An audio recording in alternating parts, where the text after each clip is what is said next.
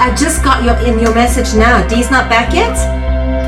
Well, Dee is, I think, handling a situation right now. Okay. With, all right. Look, I can do it another time. I can speak to you now. I'm happy to chat to you. I'd love to speak to you, actually. Okay. Yeah. So I've got a few questions as well from people who I know is going to come chat to you, and everybody says hello, and everybody, just really wants to hear a bit more from you. Everyone's been saying they've been trying to get through to you. Not a problem. Go ahead. Sure. Okay, a couple of questions from people within the African delegation. A lot of people are going through an awakening. When was the awakening for you, and what was the trigger, or have you always known? Okay, so I think we went through that on the other interview that we did. But for me, I went through all the different, what I call the training parts, getting ready.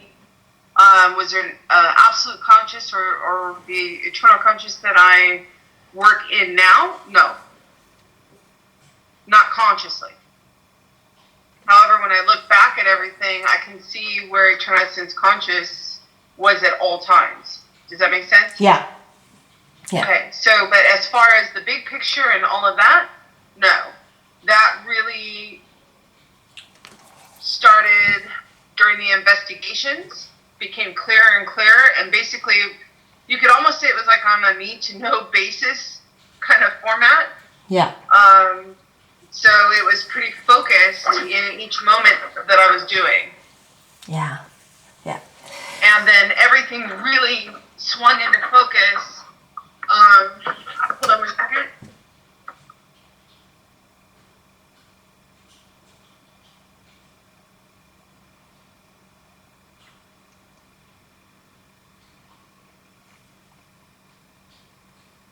Okay, Danny's coming now.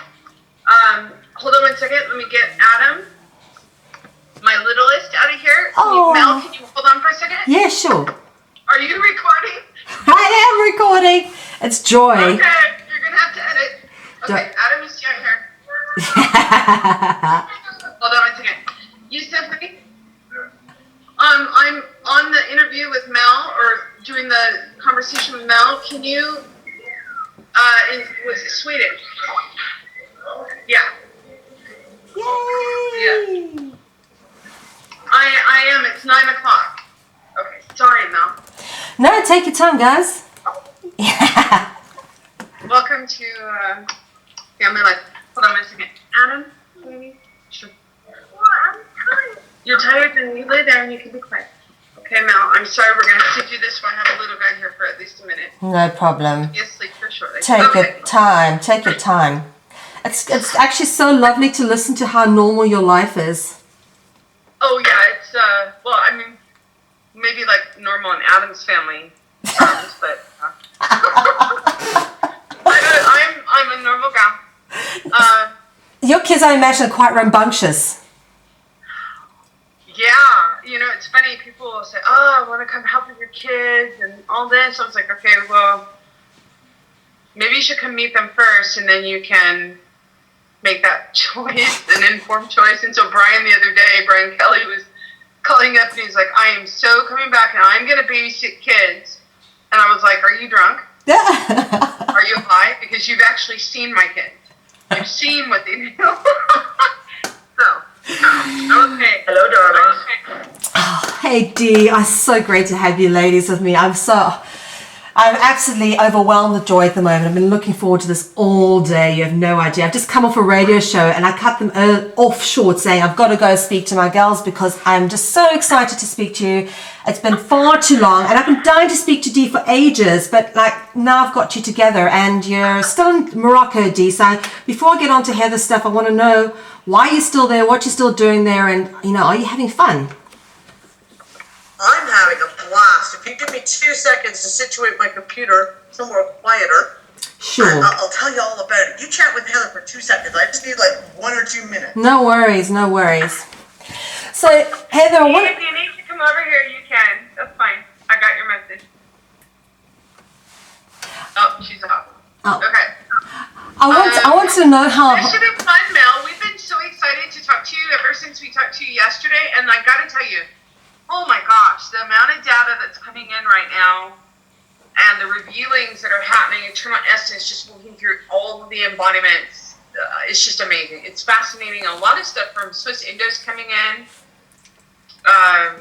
The prince, like denouncing his princehood and all that from Saudi. I mean, just, it's really fun to watch everything that's going on. JP Morgan, all that stuff. Okay, well, yeah, fill us in a little more of those dots that people maybe not too aware of around the periphery of things. Oh, we totally will. I'm going to wait for Dee to get on, to go through all that, because she's been having fun putting out some articles regarding all that stuff that's going on. I just swing dots in, or dots that come visible, and giving some context with experiences, my own personal within certain parts of that bank, trade, and finance, or the family's realms and things like that. So she's been having a ball, and that allows me to go in and, you know, keep focusing on other parts. We've been working a lot on the universal with those dots, and that's been a big part of why things are being revealed. Not our work. I'm seeing there's a lot of work going on for many, but because of the focus on the universal, it has really just started to flush all the illusions and illusions out. It's just beautiful. So we'll go more into that when Dee gets back on. Wow. Oh, wait.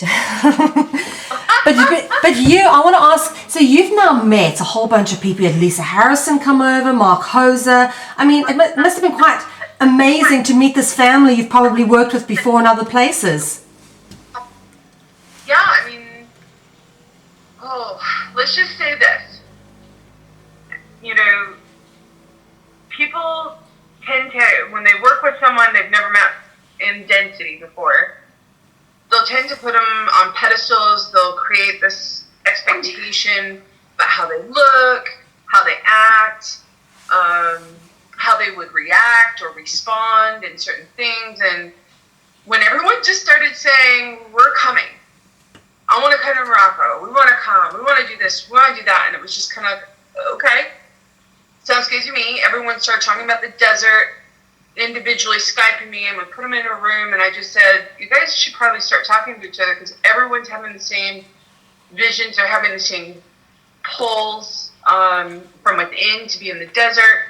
And that's really how it kind of started. And when everyone got here, you know, I forewarned them, it's going to be raw data. I'm not going to edit or produce or alter anything. You're just going to see how I am and how I am with my family and how I am with, you know, just in every day. So that's what it was. It was just real raw data, and they got to make their own determinations, and it was just a real open data sharing experience. And I had a lot of fun with each and every one of them, and each time someone would come, it would change magnetic fields. When two or more get together, it changes, the magnetic fields join, and they create a magnetic field that's never been experienced before. And so each time someone came, it would change them all. It was really interesting to watch and work with them on the energetics. It was a beautiful experience. It continues to be a beautiful experience, but it's so different to do it in density as opposed to the other methods that we work with. So talk about the other methods that you work with. People are always intrigued with that, Heather. Oh boy. Well, it's, you know, everyone talks about oneness, law of one conscious. You know, it's one thing to talk about it, one thing to know it, or have faith in it, or believe in it, and it's a whole other thing to just do it. You know, each individual's experience is different. It's very specific to their own formula of makeup, you know, the way their body's formulated and everything else. So it was really great to experience that with everyone. And essentially when I say eternal essence is being and doing, within each embodiment. I really mean that. When you sit there and you say it and you think about it, it's really different than doing it and experiencing it. So the energetics, we have this discussion all the time about energetics and the mechanics. And there was a quote that, in fact, Dee's husband, Nick, had pointed out, I think it was from some Tesla article, and it was about if people just paid more attention to the non-physical as opposed to the physical, they would do quantum jumps more than they have in the last 100 years. Something to that effect. And it really is, we work on the non-physical, and really it's about bringing that non-physical into density. Creating, being and doing. Wow. So as far as the mechanics, I think that's very specific to each person and where they are, and it's not about mastering a state of conscious, it's about knowing what state of conscious you're in, and freely and knowingly moving between those states of conscious as they suit whatever is before you or that you choose to do. Wow, that is profound. Okay, all right. Is Dee around? Hello. Oh, Yes. Dee, hello. Oh, My internet, I said 3 words to you, my internet fell offline, I don't know, 3 times in 5 minutes, and I was like, okay, never mind, I'm going to other stuff. oh, no worries. So, I want to hear about, you're still in Morocco. What are you still doing there? Are you ever going home? Never. I was going to use an expression that was coined by my husband and then adopted by Caleb, but I don't know how you guys are about, profanity being used. Be profane, we don't mind. Oh, it was basically, the two of them were like, fuck the G20. Never going back. I have come to realize after years and years of traveling and then coming back to Africa again, in Morocco this time, I'm just like, yeah, do you know what? Canada, US, England, yeah, no thanks. No thanks. I'm just going to stay here. That's awesome, Dee. Africa's where it's at, let me tell you. It's all going off down there. Oh, it is. It's stupendous. The energy of Africa cannot be matched anywhere as far as I'm concerned. For sure. Okay, well, I'm dying to hear all your news and all the bits and pieces you've been putting together. Heather just been telling me you've got lots of things that are sort of happening that we don't really know about yet, and I'm very keen to hear. Oh, well, I mean... Come on, tell us. I have a phenomenal team of people. A family of people that are in my Skype room, in the RTS Skype room, that are just, anytime I come in and say, hey, I need a little help, see what you can find on this topic. And within an hour, I'll have so much information on that topic that it's almost mind-blowing. So I came in, oh goodness, it was over a week ago now. And I'm getting ready to write. I wrote the first half of the article on the financial stuff, and of course the RV.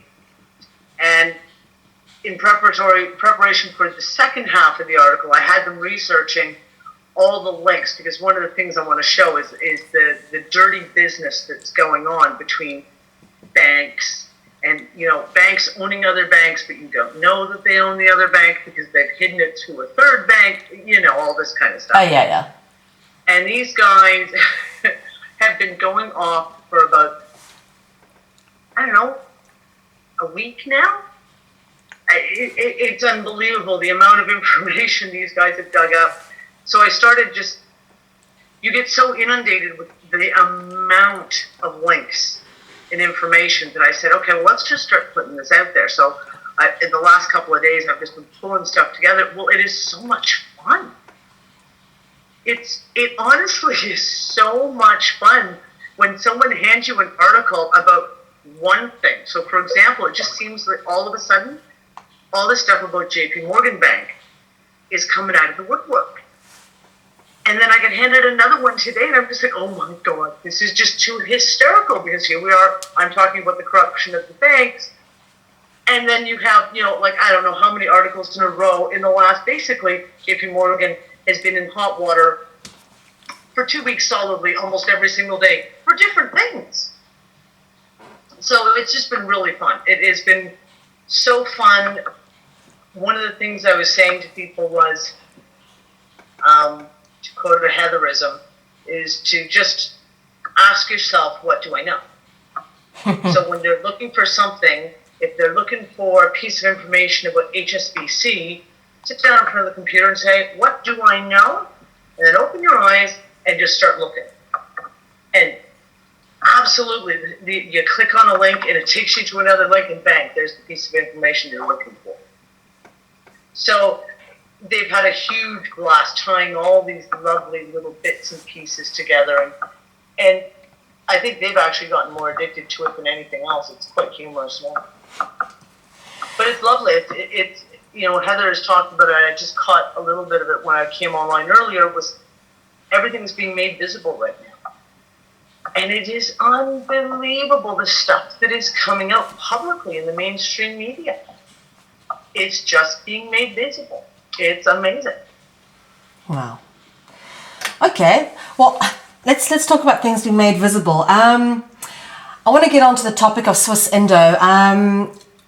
I want to know what you guys think, and I'm a little bit involved with the groups that are working with Swiss Indo to roll out the CVAX, and I really want to get your feedback from both of you on the efforts being put out. Do you really? I really don't think you want to know what I think about it. No, tell me. I never resonated with the whole Swiss Indo thing right from the get-go. You had that momentary pause when the first set of documents came out, and it was like, wow, is this serious? Oh, wait, this is kind of very interesting. And you pause for a moment and you start reading. But in the first two documents, there was so many things in those documents I was like, whoa, wait a second. No, that doesn't gel. And no, that definitely doesn't resonate. And I got told, they're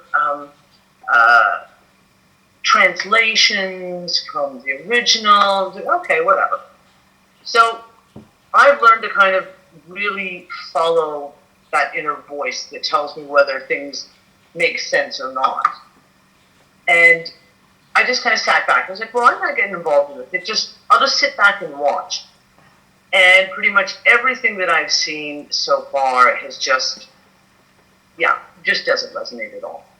And I haven't really come out publicly and said anything, and then I guess it was about 2 weeks ago, another document was released, and some of the stuff in it was so incredibly transparent for what it was that I had to say something. And I put it into an article, and I pointed out some of these glaring things to me, things that just jumped off the page to me saying, oh, you've got to be joking. Seriously. How can anyone take this seriously? Besides the fact of they're working within an old paradigm system that no longer exists. But even the new system that I can see they're trying to set up is still so completely saturated in the present financial system anyways. Where's the change? Yeah, well, this is what I've been asking, is because it's all going to be backed by precious metals, supposedly. But from my understanding, it is just an interim measure until we get the energy systems in place. Yeah, but you know what? This is the thing. Hanging around with this chick next to me has taught me a few things about contracts and how binding they can be depending on the content and whether you're going into things knowingly, etc. And I'm looking at some of the stuff that they're saying, things like this $6 million, well, are you going to accept $6 million as your value? I'm not. I'm worth way more than $6 million. Sorry, I don't mean to sound arrogant, but everyone on this planet is worth a ridiculously ginormous, huge sum more than $6 million. That's paltry. And yet, if you were to sign that CVAC saying, okay, I'll accept that $6 million, am I therefore saying that that's my value? and then you end up finding yourself tied to a contract. This is one of the things. And then this bit about they're only going to release $1,200 a month. Yeah, no thanks.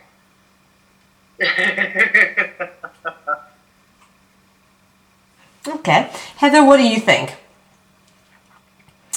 about Swiss Indo, Well, I mean, Mistacino? what I think is irrelevant, but I mean, what I know is I've told a couple of months ago, actually even before that, Swiss Indo is just a tool.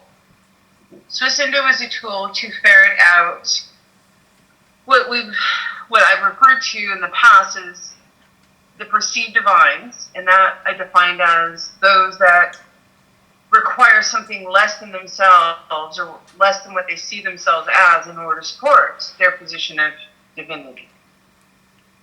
And this goes to the universal system. Okay, so I put out a couple of weeks ago a blurb of what the eternal value documents look like, the value documents with the templates that I've been talking about. Yeah. And, one piece of that is essentially the whole thing in a nutshell. Now, it's about absolute context, of course, so that is the part right now where actually the revelations or the events, the order of events, because I don't work on a time continuum, I work on an order continuum.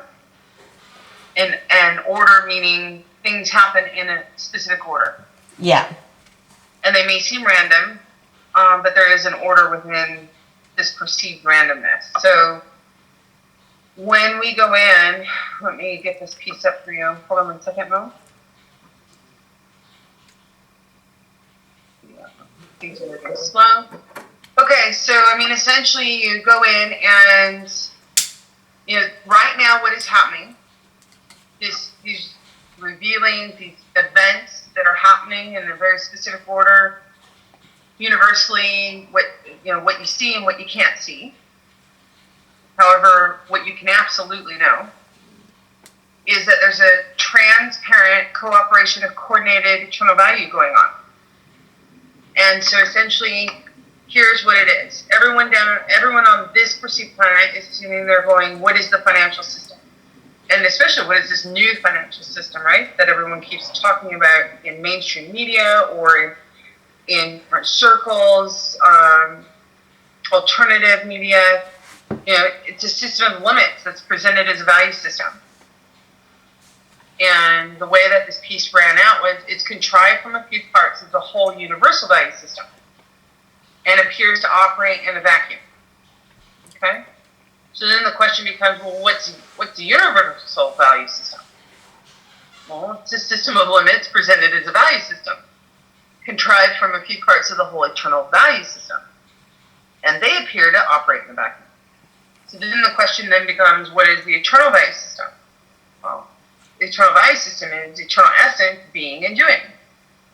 That's it. So if you go back to the universal value system or the financial system or any system of limit, you can always take any code, any statute, any part of any system and look to see what is it limiting. It's either limiting being or it's limiting doing. Those two things. That's what everything boils down to. Wow. Okay. So this universal value system, you can imagine Earth as like a mutual fund or what they call an exchange traded fund. Okay? Yeah. If you can imagine Earth as a mutual fund, essentially every part or every perceived part operating here on Earth is either adding value to that fund or it's losing value for that fund. Depends on how much they do, right, within that fund. Okay. Well, this is part of the universal value system, which people don't see. And those are the perceived realms, perceived dimensions, whatever it is that they're presenting out. And right now there's a huge whisper, which now is becoming more of a discussion amongst many different groups through alternative media, mainstream media, different separations or entities discussing the perceived galactics, the perceived angelics, all these perceived realms and dimensions. You had your panel over in DC regarding ET or UFO disclosures.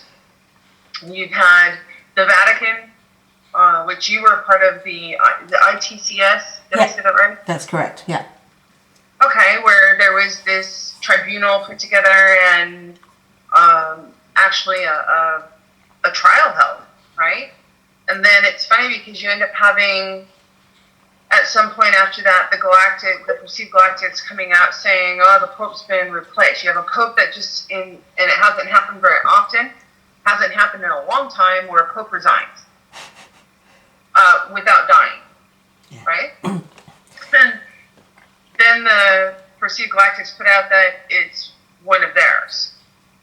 And they put him in body and all this other stuff. And then you have certain things like a cardinal calling up the Italian police instead of the Vatican police, and that he doesn't remember what he's done, and yet the Italian police come in, knock on his door, and he's got stolen artwork, which is listed on the registry of stolen art, sitting right there in plain view, and they arrest him. You know, if you want to talk about eternal essence value, eternal value system, the eternal essence being and doing. Things are happening where the embodiments, some of the embodiments just don't even know what's going on. It's eternal essence working through them. So for me, right now, it's a cooperation of coordinated eternal value, the being and the doing. And everything that you do is a value added. You're not doing, it's either a value subtracted or it just doesn't move at all. So this is the stuff that's coming out. It's actually going in and happening right now, which is why I've held off putting this stuff in or the documents out, is because there's a lot of shifts happening on the energetic level, which is where all the universal value system operates. They are making choices right now. So like the reevaluation or the reset hasn't gone. Hasn't been able to go because the underwriting to it, they lose everything if it does go. It's all a fraud. Now, we've had discussions about, before I went to the desert, I said, I would go ahead and underwrite it, no problem. I know exactly what it is. But then again, I know exactly how to use that so that all the embodiments have all the data to be able to use that to quantum jump to the point where there is no monetary system. And that's where it's all going. There will be no monetary system. Everyone will be using the energy and creating anything that they choose, anything they desire. And then it's just a matter of energetic accounting, bookkeeping, auditing, and consequence or reward doled out and automatically when the happening is done, when the doing is done. So it's a very quick system. Eternal value system is a very quick system. So is the universal value system. Yeah. Okay. Have you ever heard where, there's some groups, religions, schools of thought, spiritual groups that always say, a lot of times when you do something, you choose to do something, it's like everything's delayed. Like you don't get what you choose or you desire, even if you make an action. And it's so that they call it karmic, they call it karma, however they call it. And a lot of times it takes a while, and sometimes it never even manifests, so that it delays the actual energetics in the accounting and bookkeeping in order for you to see actually what's going on, and you can make a different decision, because it's either harmful for you or harmful for another person or another embodiment. And they talk about that in earth terms of time and space, and that when you ascend to another consciousness or a higher consciousness, it speeds up. The karmic system actually speeds up. I mean, how many times did we hear that when the Mayan calendar was basically running out in the purported reports that the Mayan calendar was fastening, it was getting ready to end, and so the karmic energetics doled out the karma faster than normal. And there were like 4 jumps, I think, before the Mayan calendar actually supposedly ended. 4 jumps in how fast the karmic energetics were doled out. I don't know if you guys recall that, but yeah. that was a huge thing in different communities that were sort of following along with the investigations. And they're like, oh yeah, this is the time. You got to be careful what you do, because things that you say, things you think, they come a lot quicker. They manifest, and you may not like what you're manifesting. You may want to think twice about what you're manifesting, because once you've manifested it, or once you've chosen it, you may not like the consequences that come with it. Well, that's your energetic bookkeeping and accounting. In the universal value system, they deal with that very quickly. They know, they have more data to make informed choices than they do here within this quote-unquote financial system. In fact, there's hardly any data whatsoever on what really goes on here. There's no transparency at all in the past. So here's what I can tell you that I know. It doesn't matter what I think. What I do know is that eternal essence, every embodiment is eternal essence. Eternal essence is all that be and do, and all that be and do is eternal essence, factualized. So right now, it's eternal essence cooperating, all of it's coordinated eternal value, all of its embodiments. So it's an amazing cooperation that's going on, whether consciously or unconsciously, but that unconscious part has now just quantum jumped to the point where so many people are awake now. They're awakening, they're doing, they're being, and they stopped pretty much asking, well, how do I do? That was a huge question months ago. What do I do? How do I do? I don't know what this being and doing is. I don't know what that means. And that question is pretty much back in the cradle, and they're off and running. Okay. All right, so let me ask you, I know I asked you this already, but just so that people can understand, are you actually in touch with Mr. Sino, and are you actually in support of his offer? Well, first off, I keep asking this to Daryl when Mark Hosa was there. Anyone who writes me about Mr. Sino, about Swiss Indo, have any of you guys ever met Mr. Sino? Have any of you sat with him in his energetic field, person to person, face to face? That's always my question, because the things that are purportedly presented by a quote-unquote Mr. Sino, it's not Mr. Sino that I know. And I work with Mr. Sino, the elders, they refer to the old man, and apparently it appears that someone's been, when I refer to the old man, I'm referring to the elder. They also call him grandfather. Most of the indigenous groups call him grandfather. And he's not Mr. Sino. No. That seems to be a big misconception within the Swiss Indo delegates. If they think that the old man and Mr. Sino are the same, and they're not. Well, the same thing. Yeah, I mean, I need to go ferret out. A lot of people are coming. I don't work with Swiss Indo, because Swiss Indo is just a tool to ferret out indivisibility for all the other embodiments to see.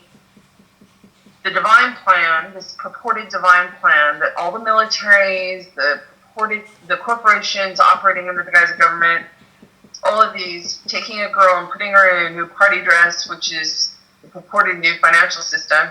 Swiss Indo is a tool that was created in order to ferret out these quote-unquote divine plans, hidden agendas, and all of that. It's not, people keep asking you to join, they keep asking me to endorse, they keep asking me to participate.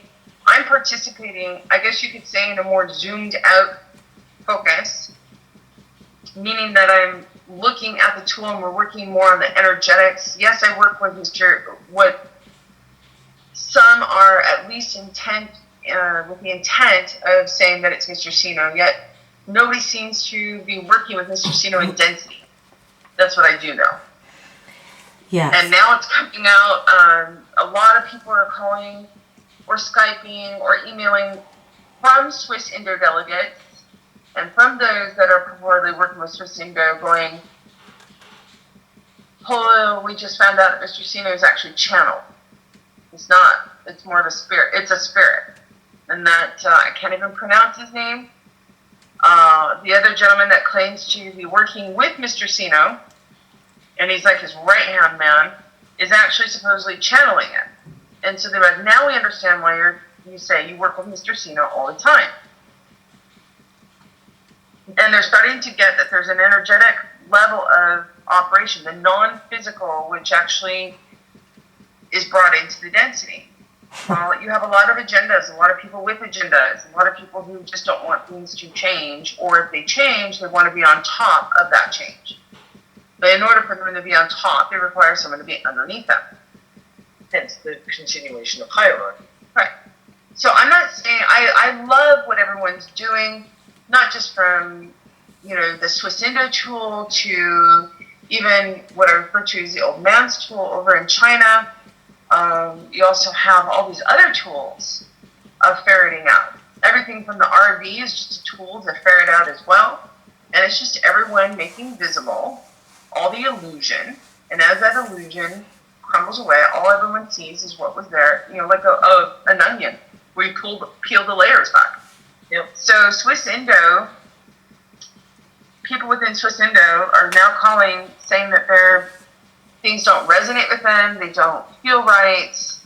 People are, the highest parts of the Swiss Indo purported hierarchy are not answering questions, or refusing to, in fact, they're essentially, firing people, or moving them down in the status or the position. It's just quite interesting how it's going. So I haven't had a chance, Mel, to ferret all that out yet, but I mean, my answer regarding Swiss Indo has been very consistent. It is a tool to ferret out all the illusions, the divine plan, to make it visible, the hidden agendas and all of that. Now, I love every single person that's in there doing and working. I love playing with purported divines. I love watching them do, because without them, and they're a great part of this, none of us would be here right now where we are. Even 7 months down the road, there's been a huge quantum jump, which is undeniable. Even just looking at all the new stuff about the supposed new financial system. 7 months ago, people were still absolutely clinging to this new system that is happening. It's going to happen any minute now, today, tomorrow, 72 hours from now. And I've watched as everyone's kind of gotten to this point now. When I released the big article about the financial system in the RV last week, I don't even remember, I can't keep track of time anymore, a while ago, I got flooded with emails and Skype messages from people going, oh, thank you so much. It makes so much sense now. I completely get the whole fraud of this system. Whereas even 6 months ago, people weren't getting it. And when I first started talking about how this new financial system is just a continuation of the old, as Heather says, same girl, different party dress. They were up in arms, and they were like, no, that they didn't understand. I would put it out as clear and concisely as I could, and people would still be, well, I don't understand. And now they understand. And that's that level of understanding, that level of really waking up and getting it on a completely different level. Getting it in that kind of, using those tools of resonance and going, oh, now I understand. Yeah. Okay. Just wanted to find out from you, Heather, what your viewpoint is on the unfolding story of Kiri Campbell in New Zealand. Well, in this moment, especially when you have groups that purport, if you look at all the systems and you look at all the groups that have been around, you have a lot and even communities, okay? You have everyone sitting there going, oneness, unity, and in order for any separations to actually, or perceived separations to heal, you got to bring them visible, right? and then you address them. You have to either accept them or reject them. You know, either things are separate or they're actually one. Yeah. Because by definition, anything one can't be separate, and anything separate can't be one, right? Yeah. Well, I loved when I first heard about Kiri's thing, her going into the banks. I wasn't really paying too much energy into, you know, what was happening, because I wasn't in the rooms. I was working on all the documents, and my feet will go 1,000 miles an hour, and yet it feels like someone's holding onto my shirt tail. So I knew something was happening energetically. I didn't go in to look and swing. I just know that it'll always swing into focus when it's moment. So I just kind of worked on what I was supposed to and spent time with my family, and then all of a sudden Kiri comes out of the woodwork. And I love the fact she's doing. So I hear the story from Dee and everyone else, and I go in and I look at, they send me the documents that she used.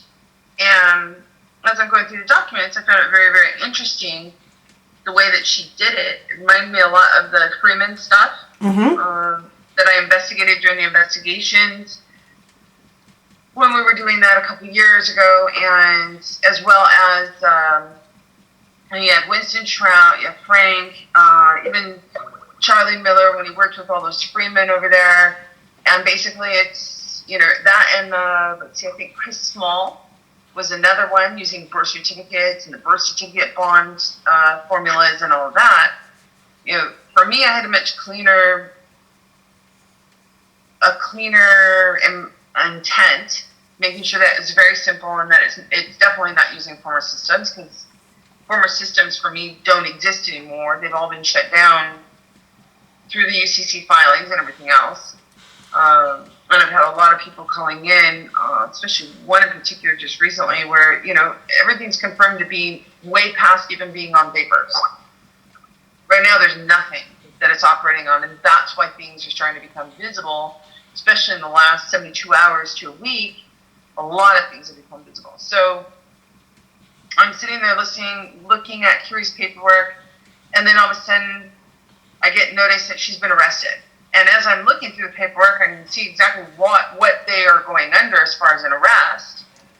And so Lisa had asked me if I would speak with her. So they set up a Skype room, and I mean, I think I talked to her for maybe 15 minutes, not even that, because I had kids coming in and out, and, you know, typical family stuff.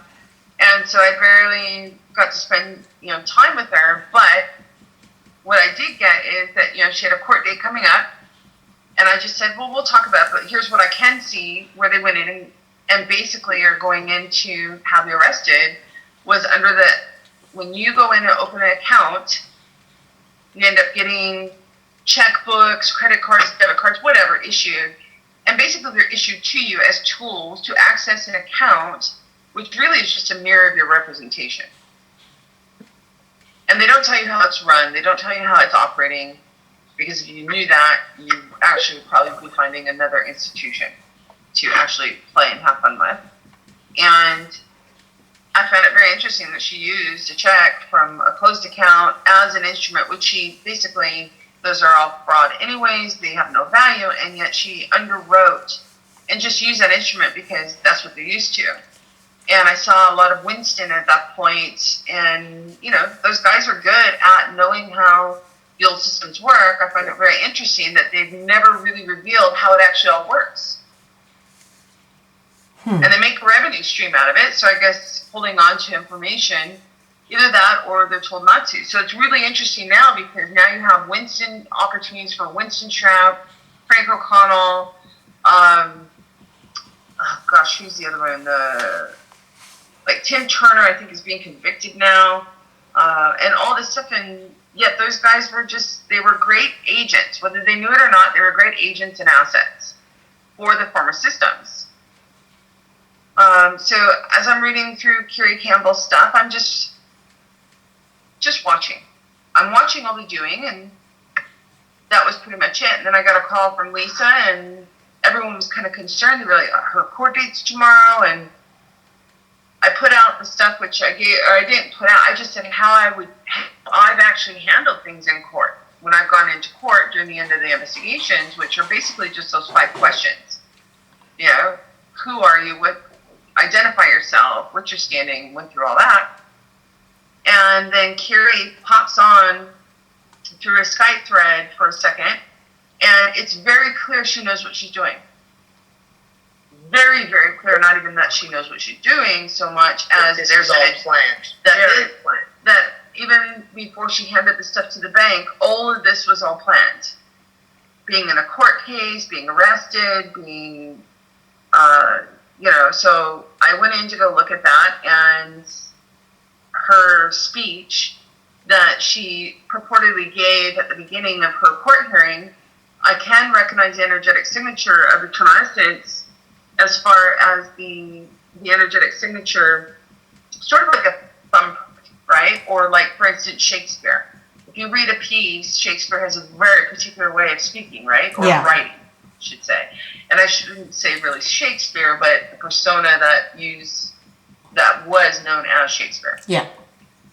Similar kind of thing. So when I recognized the energetic signature, I just sat back and I knew that whatever was about to happen, there was a reason for it, and the absolute context would show itself. And within 72 hours, all of a sudden, all this separation came out. It was amazing. It was amazing to watch. I love when internal essence just basically makes everything visible. And it was like all these calls, all of a sudden Kiri's no longer communicating with anyone. It's some woman purporting to be Claire, her personal assistant. Then you have Brawny. I've never even heard of Brawny before. Comes out of the woodwork, and all of a sudden it becomes the Maori people, and the One people. And I was like, are the Maori people not the One people? Is this a separation thing? And that was just my question. I was only asking questions, and it's funny because nobody really wants to answer questions. You ask simple little questions because I don't pretend to be the sharpest stick, on the block.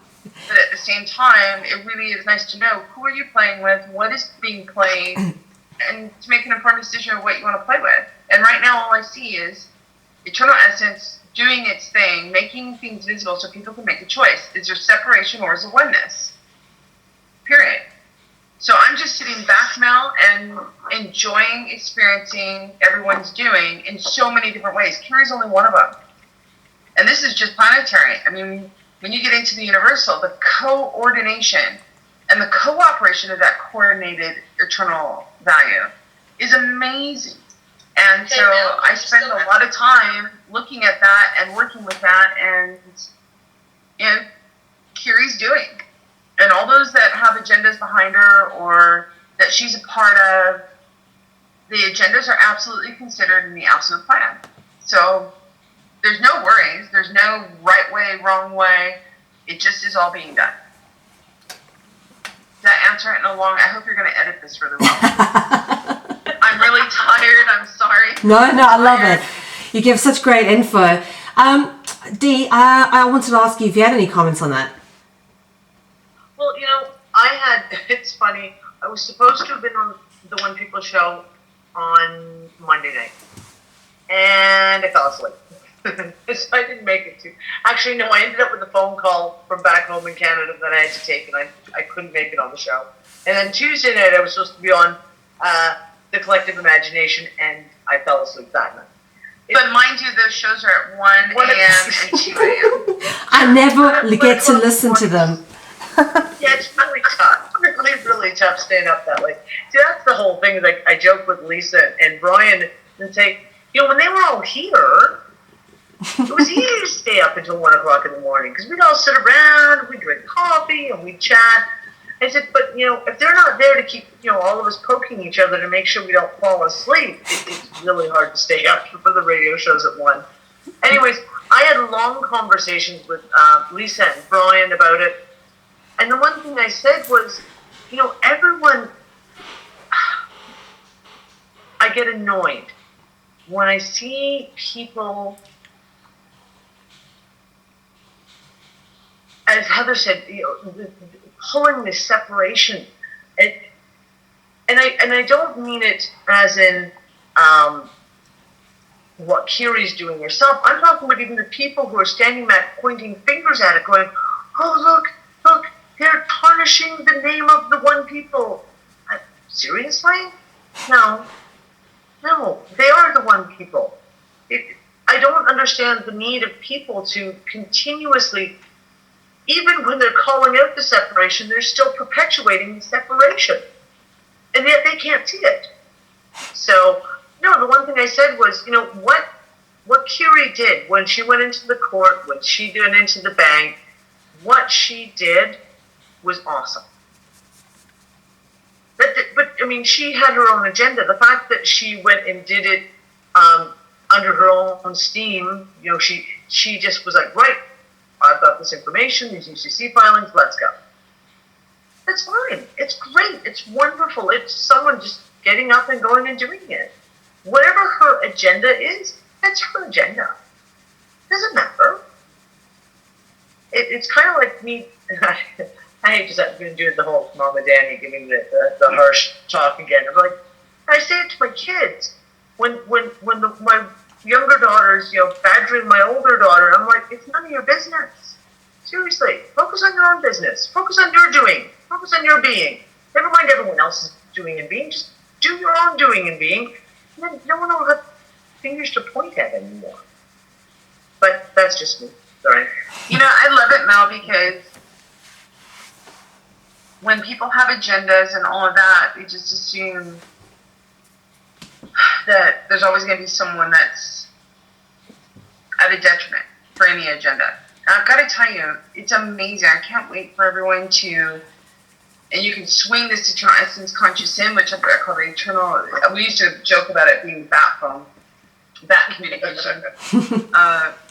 When you actually are able to zoom out and then look at it all for the beauty that it is, those agendas, those plans, the divine plans, whatever you want to perceive them as, the point is every doing has a purpose.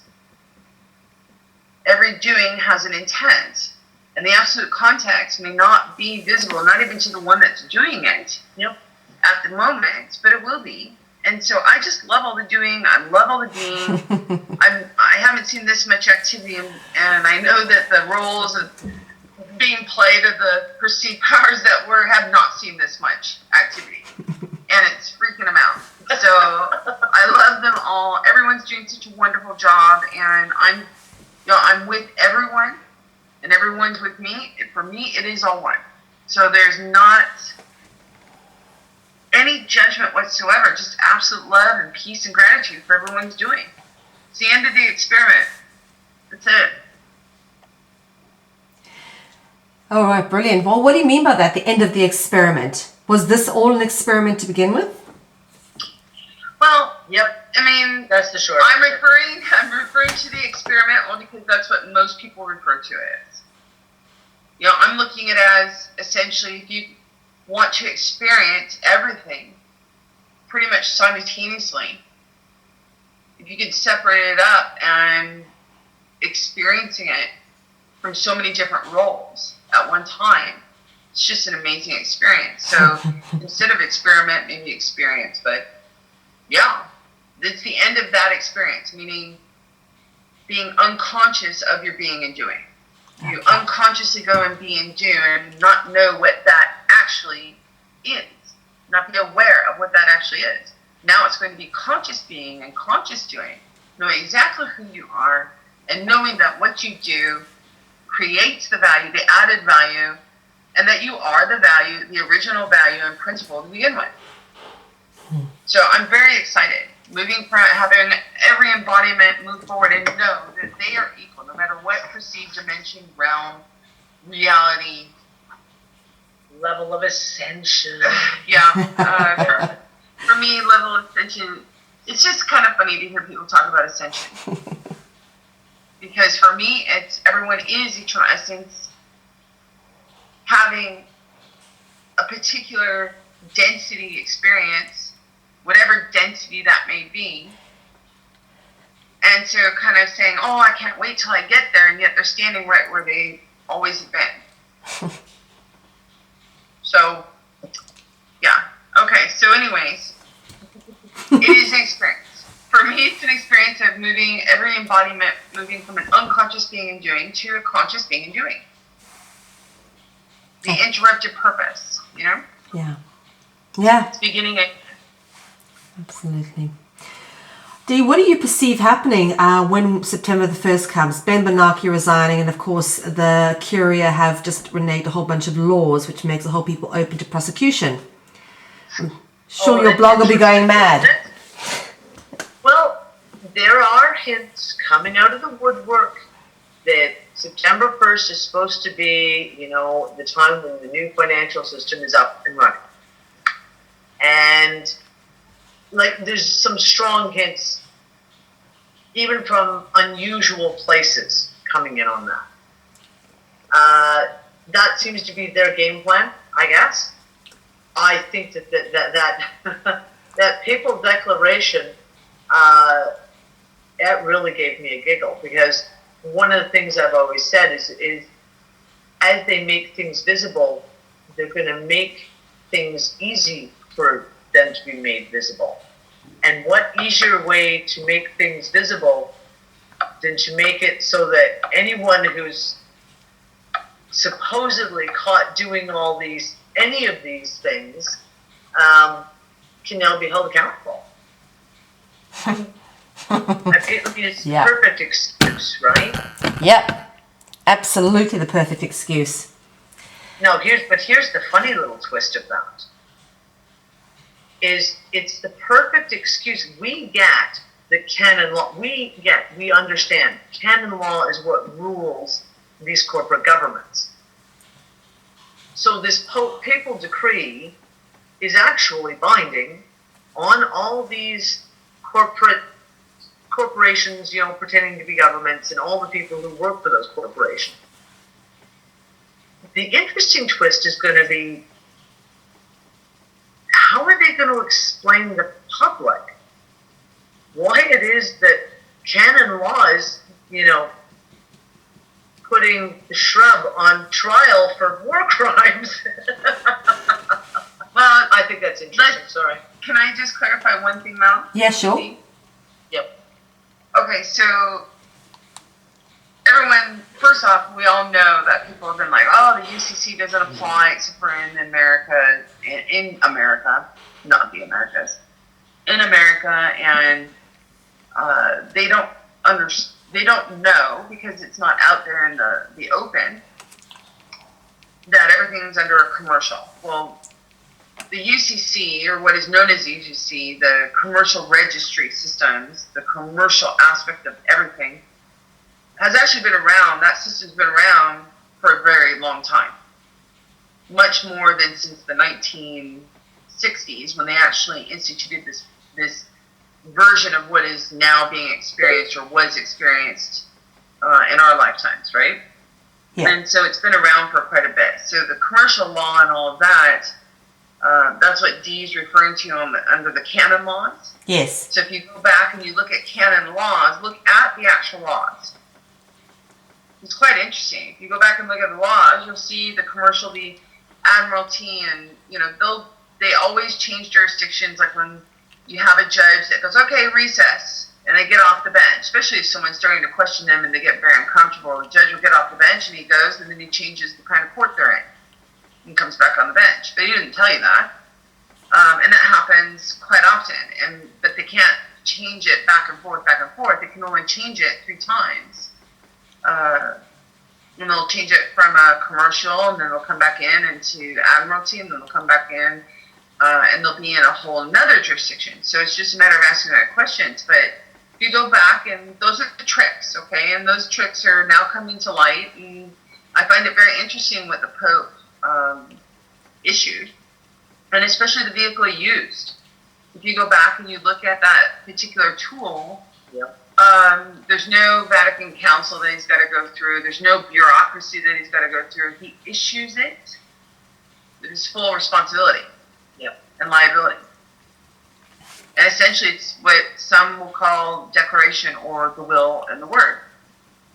And as long as you're willing to stand with your full responsibility and liability on it, energetically, as well as in the commercial world, it stands.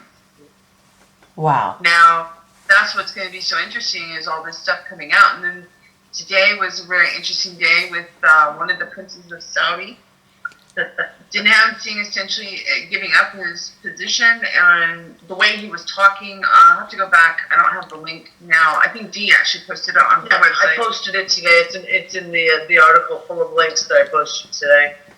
So everyone's trying to figure out what legacy they want to remember at the energetic level. And you're seeing some really high-powered shifts within the perceived powers that were. You know, when you have people saying, we've got, we're going to make a choice, we've got to make a choice, and I'm choosing to do this, I hope the others do this, for God's sake, or however they phrase it, doesn't matter. So I was joking around today because that's kind of the thing that these purported or perceived divines and this perceived divine plan that the militaries have been operating under on all sides of the pond.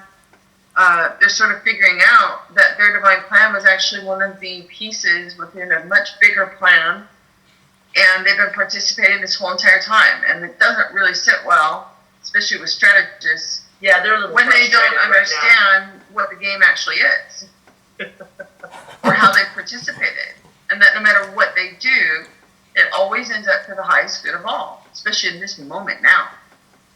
So I put something in underneath this Skype conference, Mel, for you, of just sort of what was going on earlier today. And you got to have fun with it. That this moment now is to have fun with this. And I can't wait for certain people like Andrew, is it Bartiz? Something like that. Peter and Michael Monk and all those guys. And then you have other purported galactics and channelers and all this stuff, and it's just amazing the shifts that are happening, especially in the perceived lightworker community. I say perceived only in that everything works on now data, meaning whatever you know to the totality of this moment would be considered now data. And then tomorrow you're going to learn some new pieces, or some things your perceptions on some things are going to change, and then tomorrow will be a different set of now data. Does that make sense, Mel? Yeah, absolutely. Okay. So Andrew, Peter, Michael, all those guys work with a different set of data, and it's sort of similar to Winston and Michael and all those, Frank and all those other guys making revenue streams out of things. Well, you have Andrew and Peter and Michael who have these beautiful, beautiful talents, and I love them just as I love every other embodiment. They have these beautiful talents. They have a knowing of certain data and certain doing that can be done, and yet it's shared in such a manner where if it was shared completely and openly and transparently, and I'm just using them as one example because there's so many more embodiments you can point to. Yeah, thousands. Okay, so I'm just using them because Julian and Chris Hales, we work a lot with them, and they're actually in one of the work rooms, sort of like a whiteboard room that we work off of, bouncing ideas and just sort of swinging dots into focus. And Julian is now, and Chris are working a lot with these guys, and I found it very, very interesting right before we went to the desert, and then when we got back from the desert, things really moved into the energetics, which I love, because that's what the whole universal value system is about. It's energetics. And they're energy regulators, which would be acting to your financial regulators. Okay, there's a whole mirror system that is becoming visible as we speak. Now, it's not in absolute context, but it will shortly be. Wow. So this is going to be a lot of fun.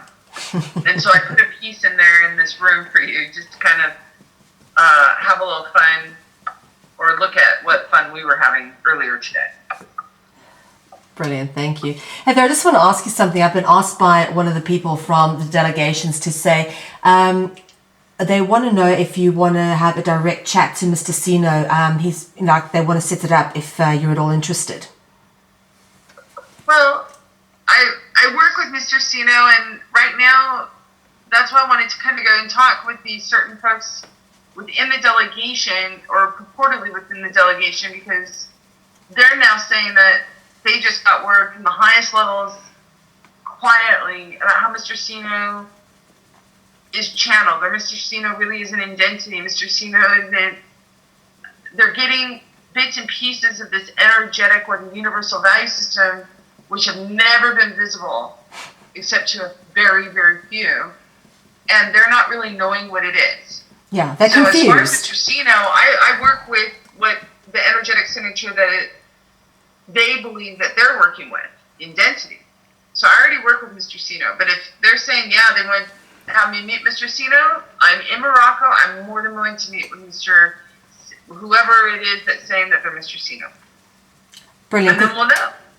Yeah, absolutely. I told them I was speaking to you today. I put that invitation out months ago, but nobody's taking me up on it. No. Lisa D took me up on it, and look, I can't get rid of You D. can't get rid of me now. I'm like a bad virus. Well, no. I was honestly. They sent me today when I told Ross that I was speaking with you. He says, "Well, please tell her with all sincerity if you want to arrange a physical chat or a meeting, that can absolutely 100% be done, and they think it needs to be done." Well, yeah. I mean, that was my question to Ross. Now that I know who was the actual delegate I was talking to, Ross. I asked Ross, have you sat with Mr. Sino? No, I've never met Mr. Sino. I was like, okay, well, go meet with Mr. Sino, see what you think. And I'm working with Mr. Sino, or what the energetics are that are purported to be the same identity. And I've been very honest and transparent with what Swiss Indo has always been intended as, which was a tool to ferret out. So if they're in all these divine plans and agendas, I can see them as they come out, but it's not for me, it's for others to go in with their tools of resonance. So Ross came out with a lot of information, or questions, I should say, about information, and I gave him the answers. And yet, I still don't know if he's even sat personally himself with who he thinks Mr. Sino is. As far as I know, it's been dealt with. And like Heather said, too, like Heather has been saying it since the very first moment that the Swiss Indo came on the scene. Heather has said it in radio interviews and in articles and in commentary on Skype. They know where I am. I'm right here. Want to talk to me? Here's my number. Yeah, I put out invitations, and that's fine. I'm so willing to have face-to-faces. All of them know it. The only problem is, for many, is that when we have face-to-faces, they know that I can see who they are, just as they can see who I am. And especially when they're on the energetic level, you might as well, let's just say it's very transparent, much more than any kind of government, quote-unquote, government-issued ID or blood test or DNA test. It is your magnetic field carries all the data, carries everything that you be and everything that you do, from beginning to end of your energetic signature. And so a lot of them refused to come and meet with me, and I put up the invitation. I've even gone to go meet with many of them over the investigations, and never could understand why. The only one that would the one that actually started it was General Wong back in 2008 when he did meet with me. And it was very interesting because I guess apparently many people don't get meetings with him. I mean, he's basically your former head of what would be the equivalent of CIA or MI6 and MI5, but for China. And none of the meetings occur in China unless they are able to see your magnetic field or your aura, what some people refer to as an aura. So I had to send over pictures and everything else. And of course, at the time, we had discussed earlier, Mel, I wasn't aware of the bigger picture or of what I am now. So sending over a passport was normal course in bank, trade, and finance. And especially when you went in meetings with high-level intel or banking or government officials at the time. So when I'm sitting here saying I'll meet with Mr. Sino, I'll meet with any embodiment that claims to be whatever it is they claim to be. And I'll do it without judgment, and I love them no matter what comes out of it. But no one's really willing to meet here, and I'm already, like I said, working with Mr. Sino. So that was always my question when Daryl, Mark, Ross, or anyone else would say, oh, They want to set up a meeting. They want to do this. They want to meet with you. And I'm like, have you even met with them? Do you really know who you're working with? Because when I'm working with what they would perceive as Mr. Sino, it's totally different data than what they're purporting Mr. Sino is putting out.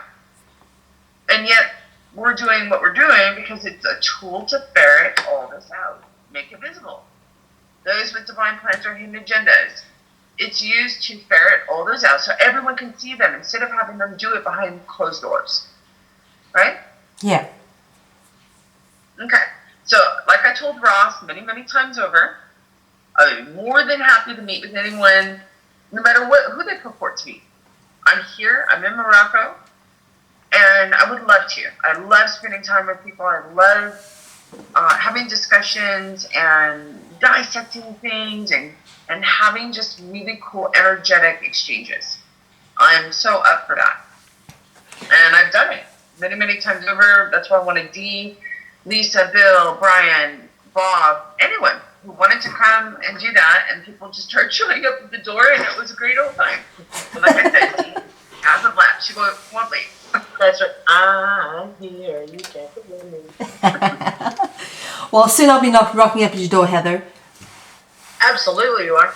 Yeah, I'm so excited to meet you, Mel. I've been waiting. I can't tell you how many times I've tried to force an opportunity to go to Sweden, and then it just never pans out. I'm always ending up needed here, or things get canceled in the Swedish trips. It's just amazing. So I know at one point we're going to meet, and I can't wait to give you a huge hug and kiss in density. That's for sure. Absolutely. And you too, Dee. Right, thank you, John. You just should come down here, though. It's warmer here. Absolutely. I think in general, all of us should just go to Morocco to meet you. I've been angling for that for some time now, so I'm sure we'll get there. We'll talk more about that in a little bit. In a little bit. It's all being planned out, shall we say.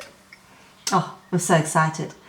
Ladies, I'm going to end this here for tonight, but I just want to thank you so much for your time. I know it's late, but really appreciate it, and I'm sure this is going to be hugely valuable to everyone who listens. Well, I'm sorry for the randomness or incoherency. I need to rest. It's been a long week. So if there's any too much major editing that you have to do, Mal, we can always redo this. And if you want to write over written questions, I have no problem writing them back. I'm just so tired. No, it's great. No worries. I appreciate it so much, Heather. And you too, Dee. Actually, do you know what? This is so beautiful and down to earth and authentic. I don't even think I want to edit it terribly much. But, raw and transparent is how we like it.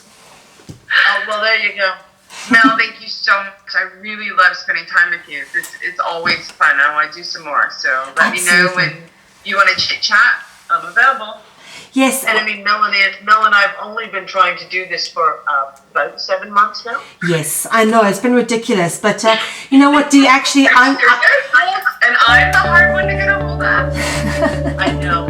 Yeah. We'll do I'll do one with you by yourself at some stage, Dee, but actually would love to catch up with both you ladies sometime soon. So we'll do it again, yeah?